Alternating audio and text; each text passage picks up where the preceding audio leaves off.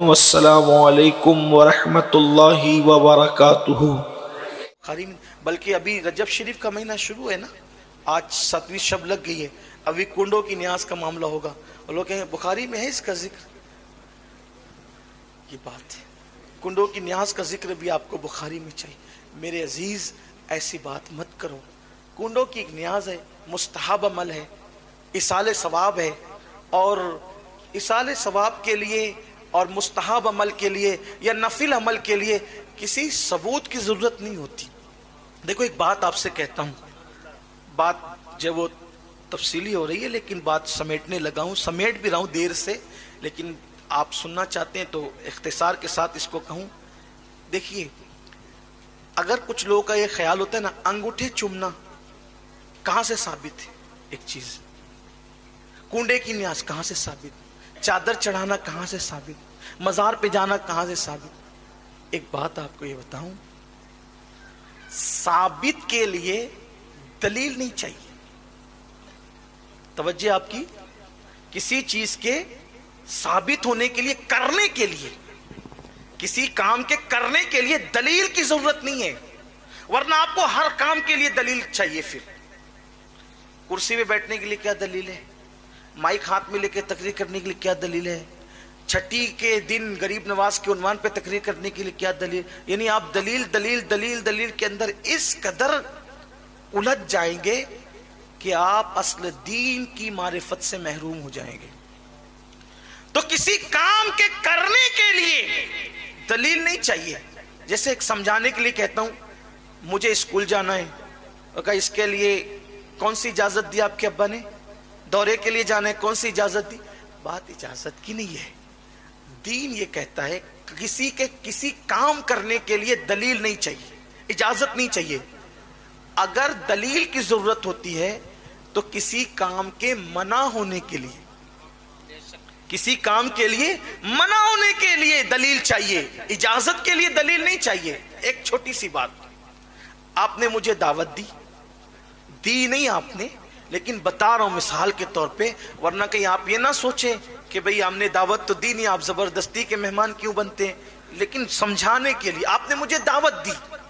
اب دعوت دینے کے بعد آپ مجھ سے کہیں گے کہ سید صاحب یہ بتائیں آپ کو کیا کیا پسند ہے، اس کی فہرست دو۔ آپ کو توجہ آپ کی، آپ کو کیا کیا پسند ہے اس کی فہرست دو۔ کتنی فہرست بنے گی؟ جے پور سے آ کر جانے کا وقت ہو جائے گا لیکن دعوت کا وقت نہیں آ پائے گا۔ یہ پسند، یہ پسند، یہ پسند، یہ پسند، کتنا ٹائم جائے گا؟ اب آپ کو پکانا کیا ہے؟ عقل مندی یہ تقاضا کرتی ہے آپ یہ پوچھیں آپ کو کس چیز سے پرہیز ہے؟ عقل مندی کا تقاضا کیا ہے؟ آپ کو کس چیز، کیا آپ نہیں کھاتے؟ میں نے بتا دیا یہ 3 چیزوں سے مجھے پرہیز ہے، نہیں کھاتا۔ تو 3 چیزوں کے علاوہ اب آپ کو کیا پتا چلا؟ 3 نہیں پکانا، باقی جو چاہے۔ صحیح؟ یہی ہے نا طریقہ؟ بات سمجھ میں آتی ہے؟ تو اب اللہ کو کیا پسند ہے اس کو کہتے ہیں جائز، اور کیا ناپسند ہے اس کو کیا کہتے ہیں؟ ناجائز۔ تو پسند کی فہرست بنانا مشکل ہے، پسند کی فہرست بنانا، ارے جب میری پسند کی فہرست بندہ ہو کر بنانا مشکل ہے تو اللہ کی پسند کی فہرست بنانا کوئی آسان ہوگا؟ کوئی آسان ہوگا؟ جب بندے کی پسند کی فہرست کی حد نہیں تو خدا کی فہرست کی جو پسند کی فہرست ہے اس کی حد کیا ہوگی؟ کون پڑھے گا؟ کون سمجھے گا؟ کون معلوم کرے گا؟ تو اسلام بچوں کا کھیل نہیں ہے، میز پر بیٹھ کر 4 لوگوں نے اسلام گڑا نہیں ہے۔ طریقہ یہ ہے کہ یہ پوچھا جائے آپ کن چیزوں کو ناپسند کرتے ہیں، اس کے علاوہ ہم سمجھ جائیں گے کہ یہ سب آپ کو پسند ہے۔ کس کلر کو ناپسند کرتے ہیں سمجھ جائیں گے، اس کے علاوہ سب کلر پسند ہے۔ کس مشروب کو ناپسند کرتے ہیں سمجھ جائیں گے، اس کے علاوہ سارے مشروب پسند ہے۔ کس شہر کو ناپسند کرتے ہیں سمجھ جائیں گے، اس کے علاوہ سارے شہر پسند ہے۔ بلا تمثیل، بلا تمثیل اللہ کی پسند کو جائز کہتے ہیں، اللہ کی ناپسند کو ناجائز کہتے ہیں۔ تو اللہ نے اپنی اپنی پسند کی فہرست نہیں اتاری، بلکہ اللہ نے بتا دیا یہ مجھے ناپسند ہے، تو اللہ نے ناجائز کی فہرست بیان کر دی۔ اب آپ کو بھی ایک پتہ کرنا ہے کہ جائز ہے کہ ناجائز، تو جائز کی فہرست میں مت ڈھونڈا کرو، ناجائز کی فہرست میں ڈھونڈا کرو۔ جو ناجائز کی فہرست میں ہے بس وہی ناجائز ہے، اس کے علاوہ جو ہے وہ سب جائز ہے، جو ہے وہ سب جائز ہے۔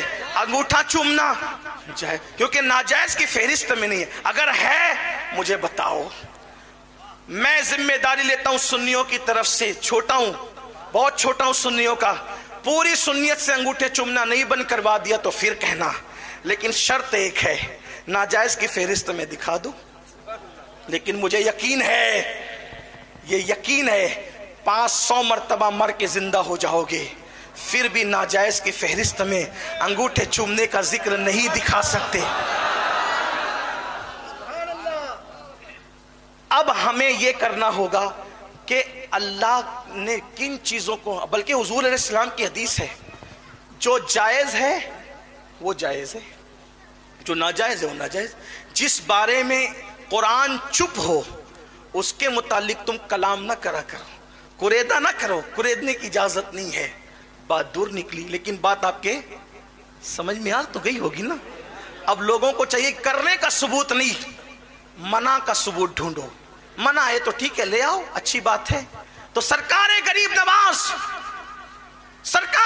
نواز رضی اللہ تعالیٰ نے فرمایا، شادی دے آؤ، تیری مراد پوری ہوگی، تیری بھی مراد، کلمہ پڑھ تیری مراد پوری ہوگی۔ کلمہ پڑھنے والوں کی مراد پوری ہوتی ہے۔ آپ سے بھی کہتا ہوں، اگر مراد پوری کرنا چاہتے ہو تو کلمہ شریف زیادہ پڑھا کرو، کلمے کا ورد کیا کرو، مرادیں پوری ہوتی ہے۔ کہا تیری مراد بھی پوری ہوگی، کلمہ پڑھ۔ اس نے کہا میری کیا مراد ہو سکتی ہے؟ فرمایا سن، بتاؤں تجھے کیا ہے؟ کہا سن، ایک مورت ہے، ایک مورت ہے، پتھر کی مورت، جو بہت سلیقے سے تراشی ہے سنگ تراش نے، اور اس کو دیکھ کر تو اس پر شیدا اور فدا ہے۔ دن بھر یہاں کھڑا رہتا ہے، اور جب لوگ سو جاتے ہیں تو رات کو جا کر کے اس بت خانے میں اس مورتی کے پیروں کے پاس بیٹھ کر کہتا ہے، مجھ سے بات تو کر، مجھ سے بات تو کر، مجھ سے کلام تو کر، مجھ سے بات تو کر، مجھ سے کلام تو کر۔ روتا رہتا ہے لیکن وہ تجھ سے کلام نہیں کرتی۔ تیری یہ مراد پوری ہوگی اگر تو نے کلمہ پڑھا، اگر تو نے کلمہ پڑھا تیری مراد پوری ہوگی۔ سیرت النبی کا یہ پہلو، جنات کو کلمہ پڑھانے والا، میرے غریب نواز کی زندگی میں کس شان سے آیا ہے۔ اللہ اکبر فرمایا کلمہ پڑھ، اس نے کلمہ پڑھا، اس لیے کہ محبت کیا نہ کروائے۔ اب تو وہ سارے بھکتوں کو چھوڑ کر یہ خود بھکت ہوا، اور اس نے کہا کہ کلمہ پڑھا، کلمہ پڑھنے میں کہا حضور اب اس سے ذرا بات کروا دیں، چلیں اور بات کروا دیں۔ فرمایا تو خود جا، روز جاتا تھا ہمارے بغیر جاتا تھا، آج ہمارے کہنے پہ جا، سبحان اللہ، تاکہ پتا چلے محمد الرسول اللہ کے غلاموں کے کہنے کی شان کا عالم کیا ہے، سبحان اللہ، ان کی بولی کی شان کا عالم کیا ہے۔ جب غلاموں کا یہ عالم ہے تو سید الانبیاء کا عالم کیا ہوگا؟ جب ان کے گدا بھر دیتے ہیں شاہان زمانہ کی جھولی، محتاج کا جب یہ عالم ہے مختار کا عالم کیا ہوگا؟ کہ جا، اور جا کر اس کا ہاتھ پکڑ کر کہنا چل تجھے معین الدین بلاتے ہیں، جا کر کہنا چل تجھے معین الدین بلاتے ہیں۔ ہاتھ پکڑ کر کہا چل تجھے معین الدین بلاتے ہیں، وہ حقیقت میں چلنا شروع کر دیتا ہے۔ سبحان اللہ، سبحان اللہ۔ حضور غریب نواز اس کا نکاح اس کے ساتھ کہتے ہیں، وہ کہتا ہے حضور میں آج بہت خوش ہوں، شاد ہوں میں آج۔ فرمایا ہم نام بدلتے تیرا، تو ہمیشہ شاد رہے گا، تو شادی تھا اب تک، اب تو ہو گیا شادی، شادی کر کے تو شادی ہو گیا، تیرا نام اب تو شادی ہے، تو ہمیشہ شاد رہے گا، شاد رہے گا، یعنی تو آباد رہے گا، خوش رہے گا۔ اس طرح اس کو کلمہ پڑھایا، اس کو خوشیاں عطا کی۔ یہ غریب نواز ہے۔